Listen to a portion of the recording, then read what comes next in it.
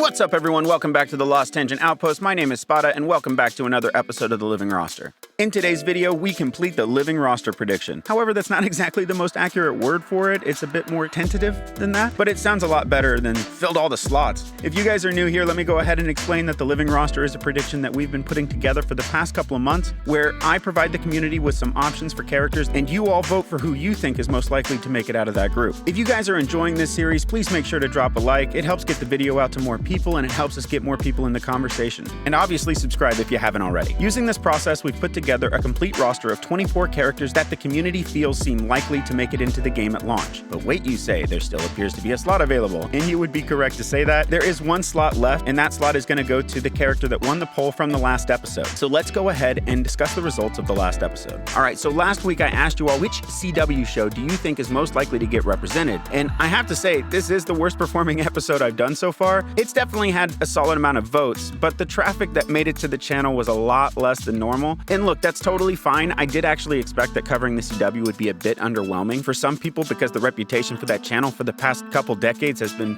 pretty meh.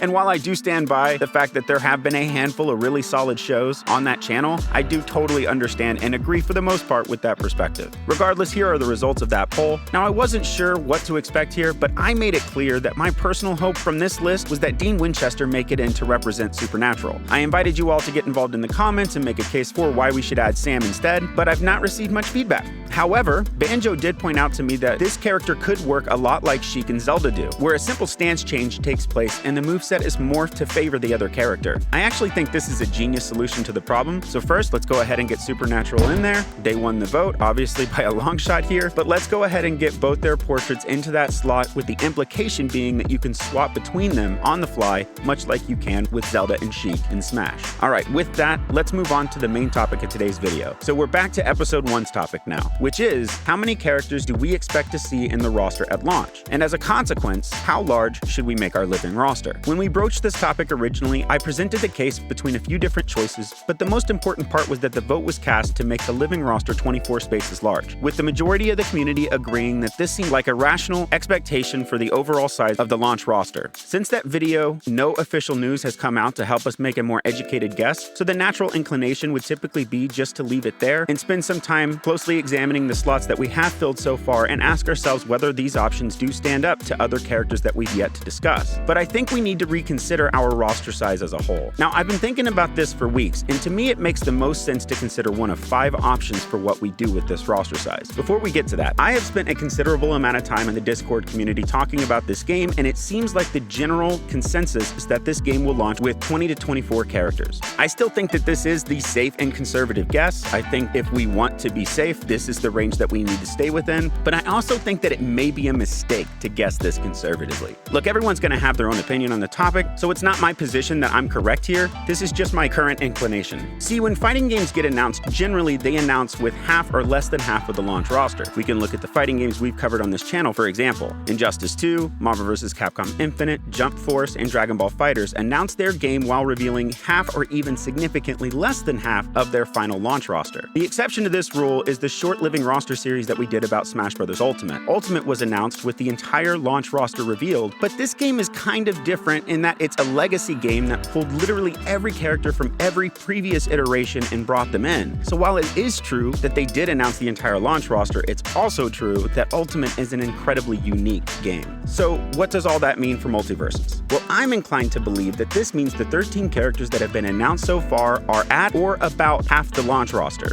However, there is still a caveat that's worth mentioning before I personally really commit to that, and that's that MULTIVERSUS is a free-to-play game. And this means it will not require a purchase to begin playing. And it's this point that's being made by people in the community as to why we should keep our guests conservative. And this is a totally logical and worthwhile consideration. My personal perspective, though, again, is that this may be too conservative.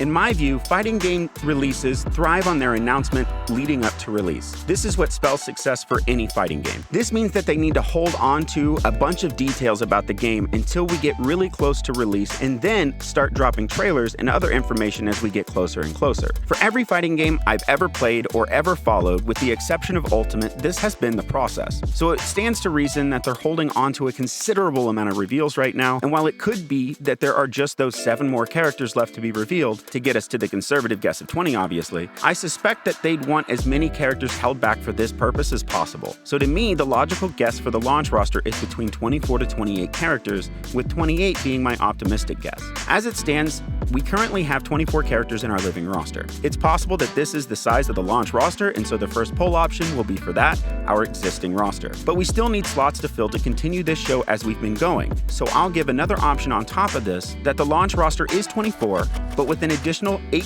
DLC characters giving us 8 slots to fill. This would mean our next episodes would start dealing with post-launch characters. The third option will be my optimistic guess at 28 characters for the launch roster, giving us 4 additional slots to fill. The fourth option will be that plus 8 DLC to give us a total of 12 new slots to fill. And the fifth option will be regressive. This fifth option will be for all of those from the Discord and other parts of the MULTIVERSUS community that believes that this roster will not exceed 20 characters at launch. But we already have 24 characters in our prediction, so this will automatically make 4 of those predictions DLC. And I'll still add another 4 DLC characters so that we still have 4 new slots to fill. I wanted to add something to this conversation. Why am I confident that there will at least be 8 characters released post-launch? Why do I feel that 28 characters would be more likely at launch? Most of this comes from this part of the website. If you go to the FAQ section of their site, there's a part that asks if there will be more characters announced for the game. And the phrasing for that answer is, yes, many more characters will be continually added to MULTIVERSUS. The game will also have upcoming content-filled seasons for players to enjoy. This is enough, in my opinion, to say with confidence that the amount of characters in this game by the end of its overall development will most likely exceed people's expectations. It's also what makes me confident that the launch roster should likely be larger than 24, but again, I am still calling that an optimistic perspective. So with all of that in mind, which of these 5 options do you think is best for our prediction? Keep the roster at 24 with no DLC, keep the roster at 24 with 8 DLC, expand our roster to 28 with no DLC at all, or expand our roster to 28 with 8 DLC. Or reduce the launch roster to 20, keep the 4 additional that we have on the roster as DLC, and add an additional 4 DLC.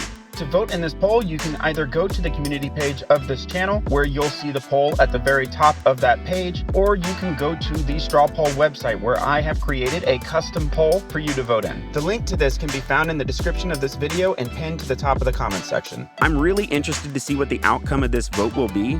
The winner of this poll will help me decide on what direction to take the show. We still have a ton of things to discuss about MULTIVERSUS as it pertains to their roster. I even have some theories as to how they'll release their DLC and how they'll handle seasons, but we'll discuss those theories later. All right, guys, thank you so much for coming to hang out with me this episode. Make sure to subscribe and turn on notifications so that you can be alerted as soon as I post the next episode. Thanks again, and until next time, later.